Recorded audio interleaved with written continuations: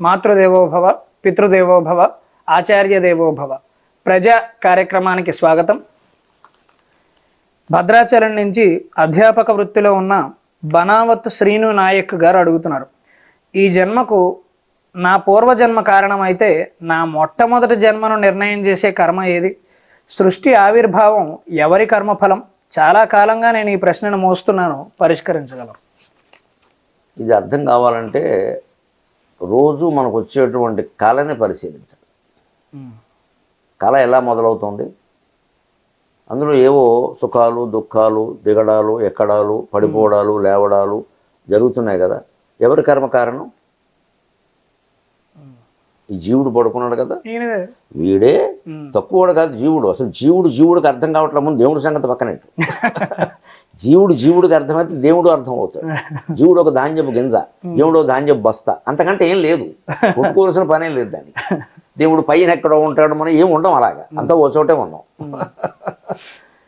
జీవుడు ధాన్యపు గింజ, దేవుడు ధాన్యపు బస్తా. నీ గింజ అర్థమైతే ధాన్యం అవుతుంది. ఒక చిన్న మట్టి రేణు తీసుకుని పరిశోధన చేస్తారు కదా విత్తనాలు నాటాలంటే. ఆ చిన్న ఇంత మట్టితో మొత్తం ఆ ఎకరం పొలం దేనికి పనికొస్తుందో చెప్పేస్తాడు. అంటే జీవుడు అర్థమైతే దేవుడు అర్థం అవుతాడు. జీవుడు కళ ఎలా వస్తుందో చెప్పమాను, ఆయన ఆలోచించమాను. ఆయన కాదు, అందరూ ఆలోచించి చాలా తీవ్రమైన ప్రశ్న ఇది. వారికి ధన్యవాదాలు. అతని ఆలోచనల సారమే పొద్దున్న చూసిన దృశ్యాలు, చూడాలనుకున్న దృశ్యాలు, చేయాలనుకున్న పనులు, చేయలేకపోయిన బాధపడినవో 72,000 నాడుల్లో, కేవలం మనసులో కాదు, ఇక్కడ 72,000 నాడుల్లో వాయు రూపంలో ఉన్నటువంటి రకరకాల జ్ఞాపకాలన్నీ ఓ చోటకు వచ్చి ఇక్కడ కంఠం ప్రాంతంలో ఉదాన వాయువు, కలక కారణం ఉదాన వాయువు, మోక్షానికి కూడా అదే కారణం. అది యోగ శాస్త్రం. నువ్వు ఎన్ని శాస్త్రాలు చదివినా పతంజలి యోగ శాస్త్రం చదవకపోతే మోక్షం రాదు. ఎందుకంటే ఇక్కడ దానికి భౌతికతతో చెబుతాడు పతంజలి. అక్కడ భౌతికంగా ఇక్కడ ఉదాన వాయువు ఇక్కడ ఉంటుంది కంఠం మొదట్లో. మోక్షానికి అదే కారణం, కళకు అదే కారణం.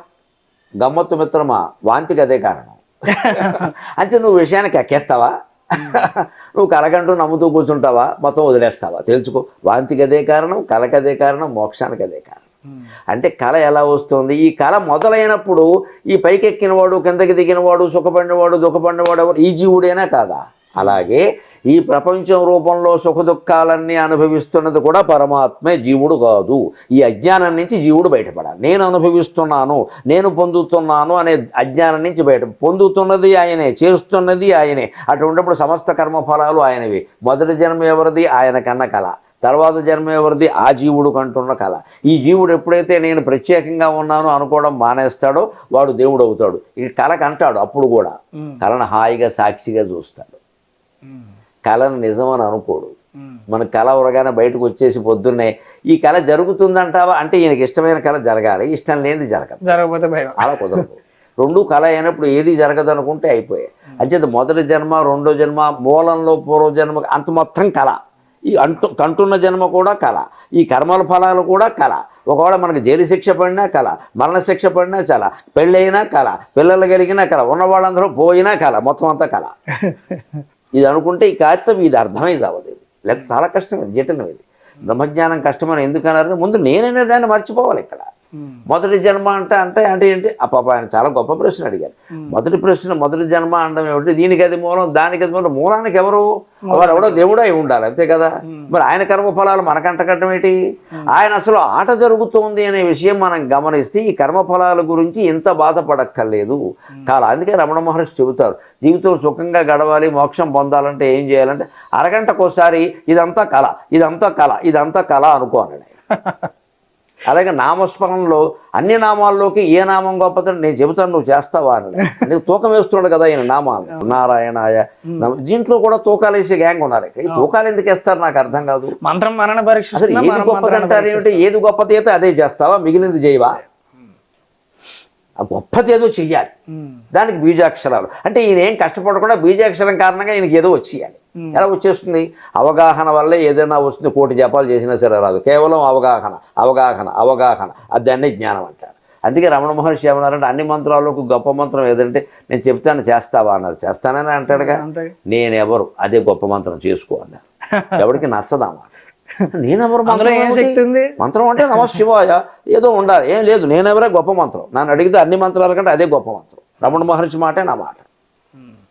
అది మనిషి ఆలోచించడు, ఆత్మవిచారణ చెయ్యడు, ఆ నేనెవరిలోకి వెళ్ళడు. ఎందుకంటే అంటే ఈ ఉద్యోగం వదిలేసుకోవాలి, సంసారం వదిలేసుకోవాలి, దీన్ని పట్టించుకోకూడదు, ఇదంతా గోక్కోవాలని ఉంది పెద్ద మనిషికి. వదిలించుకోవలసిన దురదని గోక్కుందామని చూస్తున్నాడు. దానికి పరిష్కారాలు అడిగితే ఎక్కడి నుంచి ఉంటాయి? ఇది వదిలించుకోవలసింది. అంచేది అరగంటకోసారి ఈ జరుగుతున్నదంతా ఒక కళ అనుకోగలిగితే సమస్త తత్వశాస్త్ర సారం అతని కాళ్ల ముందు నుంచి ప్రవహిస్తుంది. కళ్ళ ముందు నుంచి కూడా కాదు, అంత గొప్పవాడవుతాడు. అతని కాళ్ల ముందు నుంచి ప్రవహిస్తుంది. ఇక నేను లొంగిపోయాను రా, ఇంకా నిన్ను నేనేం చెయ్యలేను రా, నా మాయ నిన్ను కమ్మడం లేదు. అదే భగవంతుడు భగవద్గీతలో చెబుతాడు, దైవీశేష గుణమయి మమ మాయ దురత్యయ మామేవయే ప్రపద్యంతే మాయామేతాం తరంతి. ఇది నేను కమ్మిన మాయ, నన్ను పట్టుకొని నేను వదిలేస్తా. పైగా ఆయన స్పష్టంగా ఏమంటారంటే భాగవతంలో కృష్ణ పరమాత్మ, నన్ను బంధించు నేను విముక్తుడు చేస్తా అంటాడు. నన్ను కిడ్నాప్ చేయి అంటే మనస్సులో ఓం నమో భగవతే వాసుదేవాయ కృష్ణం వందే జగద్గురం ఇలా ఏదో ఒక స్మరణ ద్వారా ఆయన మీద దృష్టి పెట్టి ఆయన బంధించాలి. అంటే ఇంక ఇదేం ఉండదు, అది విముక్తుడు చేస్తానంటే అర్థం అది. అద్భుతం. నామస్మరణ చేయటం ద్వారా ఒకే అంశం మీద దృష్టి సారించడం ద్వారా ఈ రహస్యాన్ని మనం తెలుసుకోవచ్చు అని నాన్నగారు చక్కని సలహాను సూచనను ఇచ్చారు. దానిని మనం నిత్య జీవితంలో ఆచరించే ప్రయత్నం చేద్దాం. నమస్కారం.